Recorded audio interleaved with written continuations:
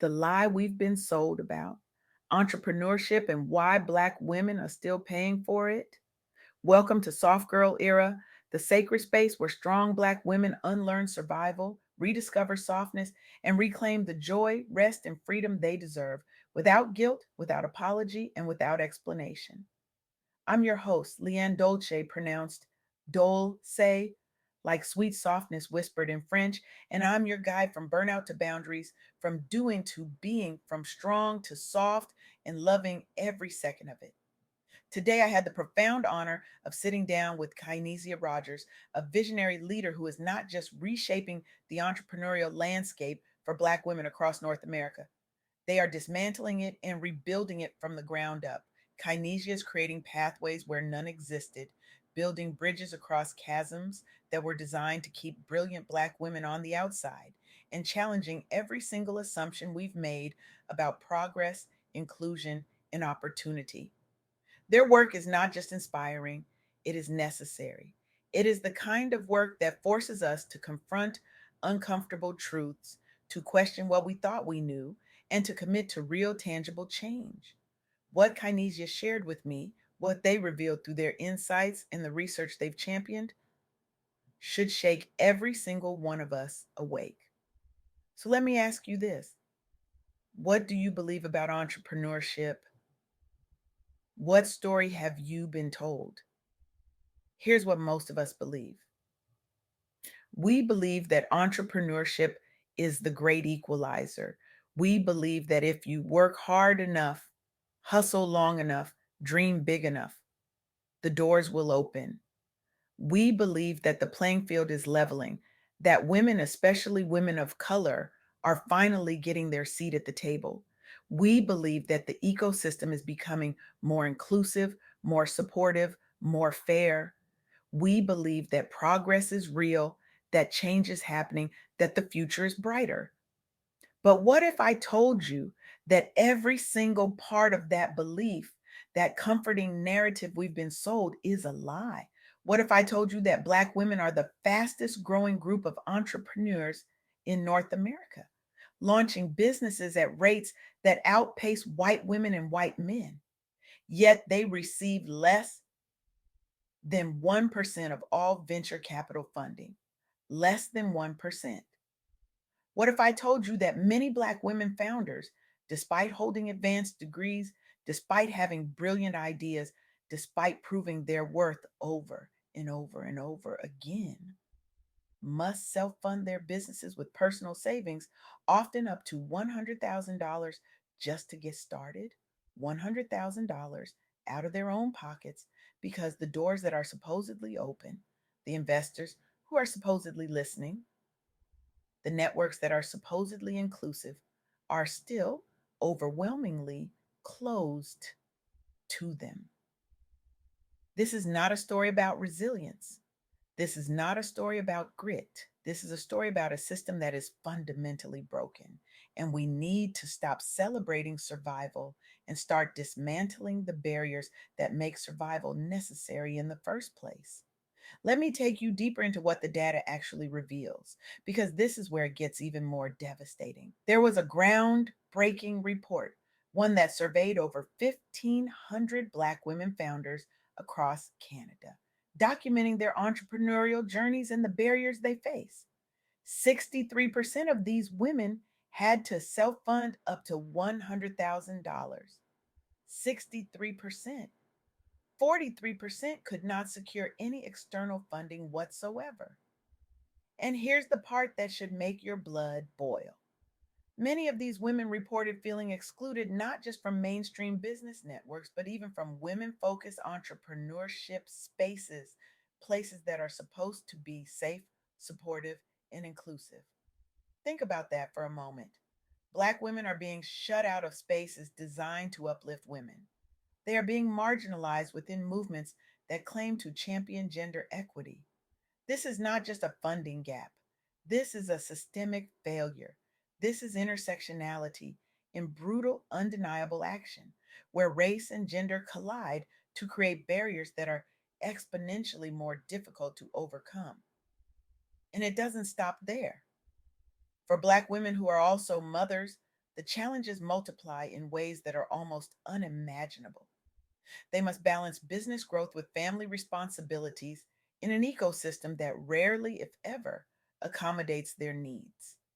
They are expected to show up as founders, as leaders, as innovators, while also being primary caregivers, while also managing households, while also carrying the emotional labor that society demands of them.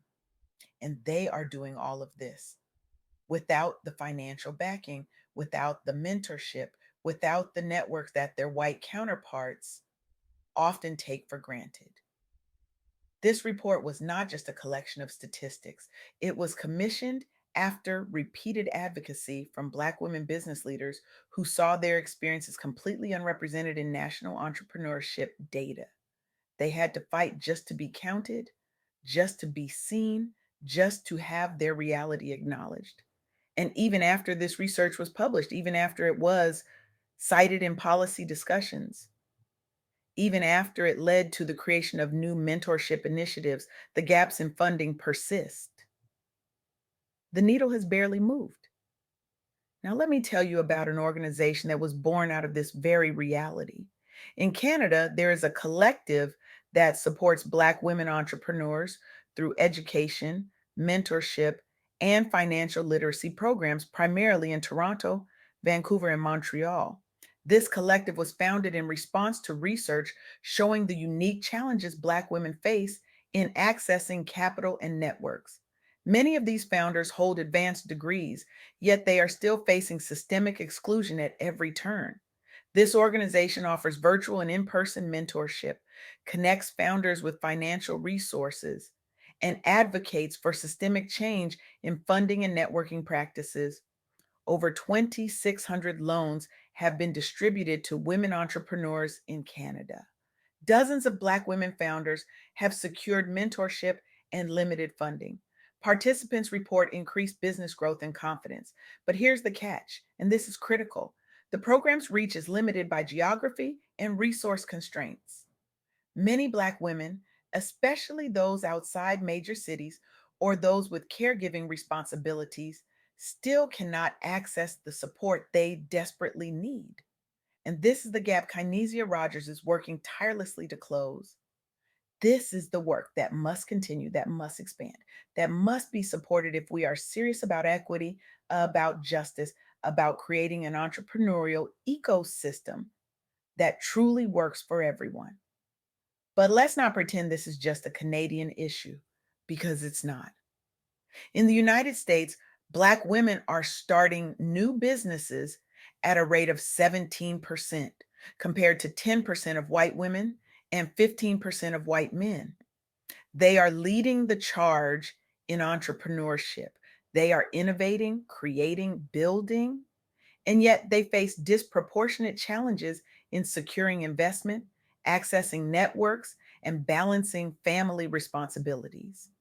Some banks and organizations in the US have piloted programs to provide microloans, business education, and networking tailored specifically to Black women founders.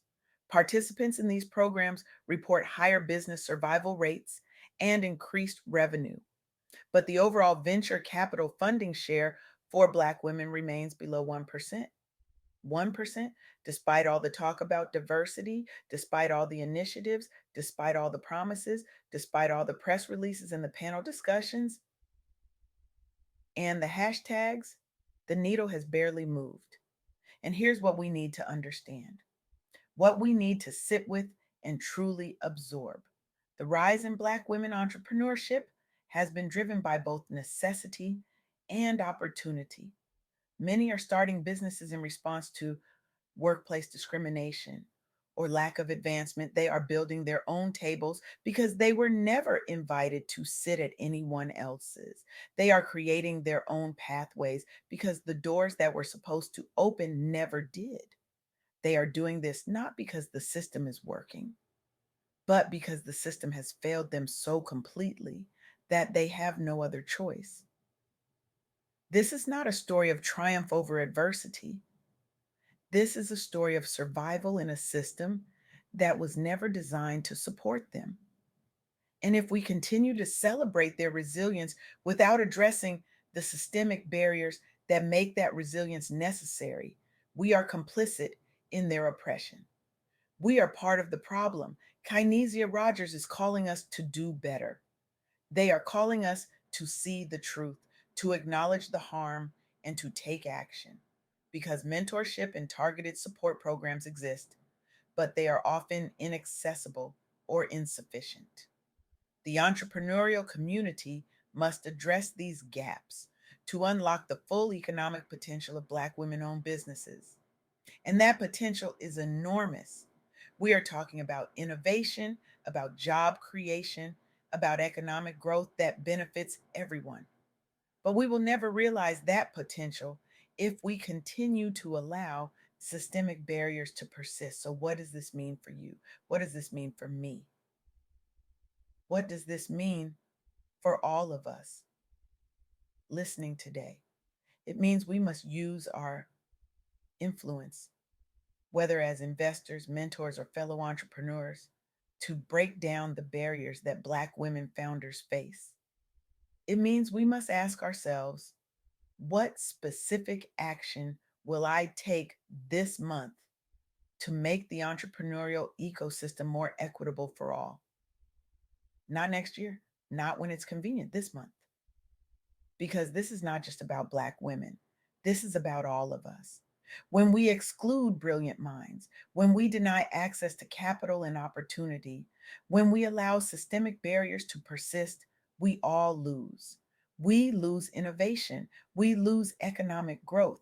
We lose the chance to build a world that is truly just, truly inclusive, truly free. Kynesia Rodgers is showing us the way. They are doing the work, creating the programs, advocating for the change, but they cannot do it alone. We must join them. We must show up. We must act. And here's what I want you to understand: this is not a call for charity. This is not a call for pity. This is a call for justice. This is a call for equity. This is a call for us to recognize that when we invest in Black women entrepreneurs, when we create real pathways to capital and opportunity, when we dismantle the barriers that have kept them on the outside for far too long, we are not doing them a favor. We are doing what is right. We are building a better world for everyone. So I'm going to leave you with this. How are you learning to be soft in a world that taught you survival?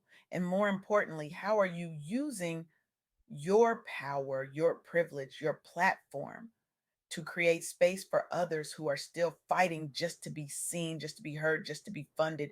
This is your moment. This is your call. This is your chance to be part of the solution instead of part of the problem. What will you do? Who will you invest in? Whose voice will you amplify? What barrier will you help dismantle? Because the lie we've been sold about entrepreneurship, the lie that hard work is enough, that the playing field is level, that progress is inevitable, that lie is costing us brilliance, innovation, and justice. And it's time we stop buying it. It's time we demand better. It's time we build better. It's time we do better. Thank you.